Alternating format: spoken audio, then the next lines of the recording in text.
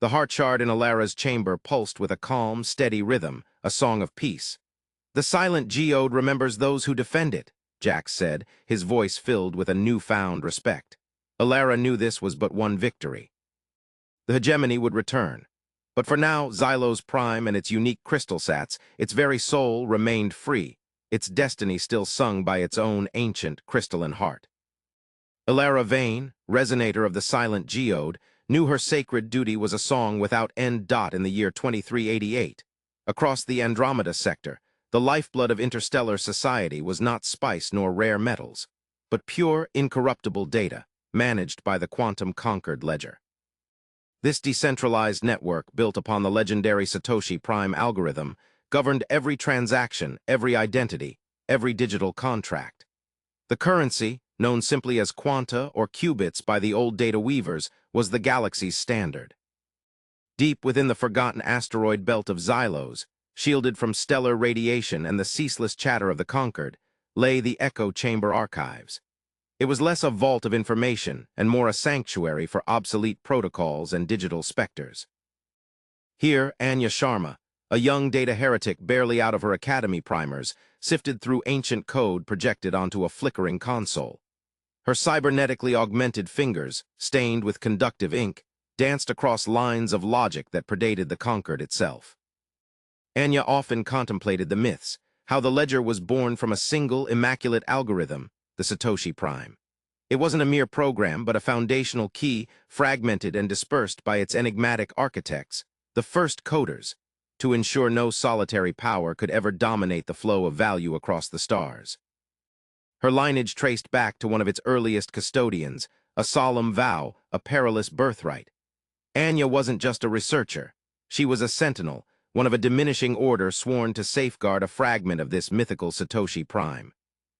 Her fragment, disguised as an ornate temporal locket around her neck, pulsed with a subtle, almost undetectable energy.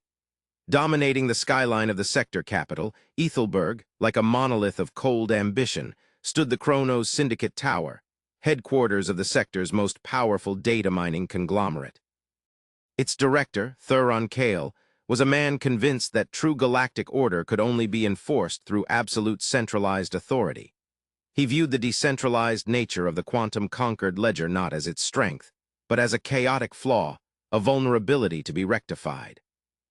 In his public pronouncements, Thuron would speak of Chronos Syndicate's unwavering commitment to ensuring the stability and security of quanta, asserting that in these turbulent times, a firm hand was essential on the helm of galactic finance. He often remarked that decentralization was a noble ideal, but one whose era had waned, offering instead efficiency, security, and unparalleled prosperity under one guiding intellect.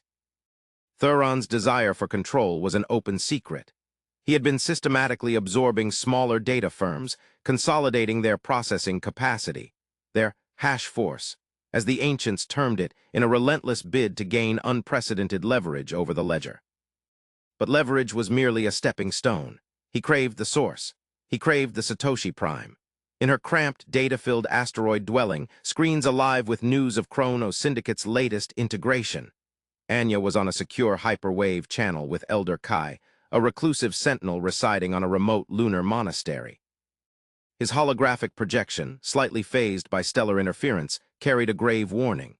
He explained that the network vibrated with Thuron's machinations, that he was amassing nodes at a terrifying pace, seeking to initiate a harmony override. A theoretical exploit that would grant him the power to rewrite transaction histories, to validate counterfeit blocks, a catastrophe the ancient texts had foretold. Anya questioned how he could attain such dominion, as it would demand processing power far beyond even Chronos Syndicate's vast resources.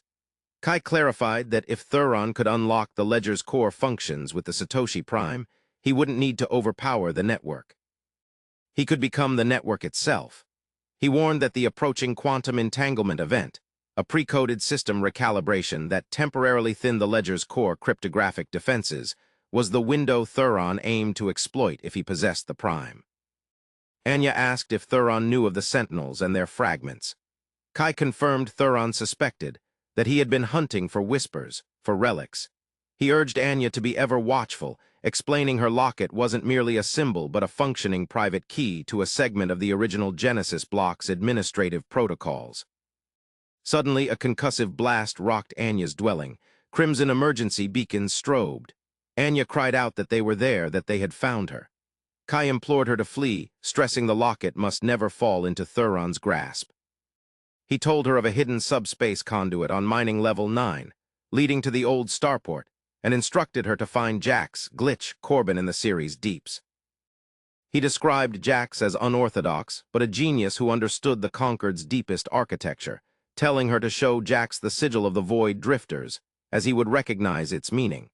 The connection fractured into static. Chrono's syndicate enforcers, clad in obsidian tactical armor, breached Anya's airlock. She barely managed to trigger a concealed escape pod, clutching the locket, as plasma fire seared the bulkhead behind her. Anya navigated the chaotic throngs of the sprawling starport, a fugitive with the destiny of the galactic economy hanging by a thread around her neck. She commandeered a weathered but swift courier vessel, blasting off into the particulate-choked void. Chrono's syndicate pursuit drones like angry hornets on her tail. Every fiber of her being screamed to run, to vanish, but Kai's words resonated. Find Jax Corbin. The series' deeps were infamous, a lawless asteroid cluster inhabited by smugglers, rogue AIs, and independent data miners who defied corporate dominion. If anyone could help her fathom the locket's true potential and Thuron's scheme, it would be someone from this fringe. After a nail-biting chase through dense asteroid fields, evading Chrono's syndicate patrols by a combination of sheer audacity and desperate piloting, Anya's vessel, crippled and running on emergency power, crash-landed on a large, hollowed-out asteroid known as the Rust Bucket. The comet's tail, Cantina, was as inviting as its name implied, a den of flickering hollows, bizarre alien clientele, and the lingering aroma of fermented synth grain. Anya, attempting to appear inconspicuous, approached a figure hunched over a complex datapad at a shadowed table, a web of wires and custom text spilling around him. This was Jax, Glitch, Corbin. Nervously, Anya identified herself as sent by Elder Kai and projected the sigil of the Void Drifters, a stylized comet intertwined with a Möbius strip of binary code, from her Omni interface. Jax looked up, his optical implant whirring as it analyzed the symbol. He grunted that the old hermit was still transmitting. Last he heard contemplating the existential proofs of the blockchain, and asked what dire straits Kai had thrust her into, noting Chrono's syndicate's bloodhounds had been sniffing around just last rotation. Lowering her voice, Anya revealed it was Thuron Kale, that he sought the Satoshi Prime, and that she possessed a fragment. Jax's typically indifferent expression morphed into one of profound shock, then intense fascination. He whistled, muttering about the Prime, which he considered a mere legend, a fable for digital idealists. Realizing she held a piece of the master key to the entire quantum-conquered ledger, he told her she wasn't just in trouble. She was carrying a galactic catastrophe waiting to happen, especially with the entanglement event only 12 solar cycles away. If Thuron acquired that fragment before then, the ramifications would be apocalyptic. Anya pressed for more details about the entanglement event, as Kai had mentioned it rendered the ledger vulnerable. Jax explained that vulnerable was a gross understatement. The entanglement event was a core protocol function, hard-coded, designed for network-wide recalibration.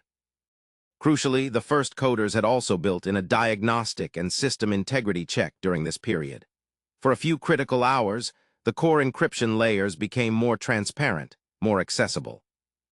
If Thuron had even a single fragment of the Prime and timed his assault with the entanglement event, he could potentially inject his own malicious code and seize control of the consensus mechanism, akin to possessing the master override to the galaxy's central bank, while its primary security system was offline for scheduled maintenance.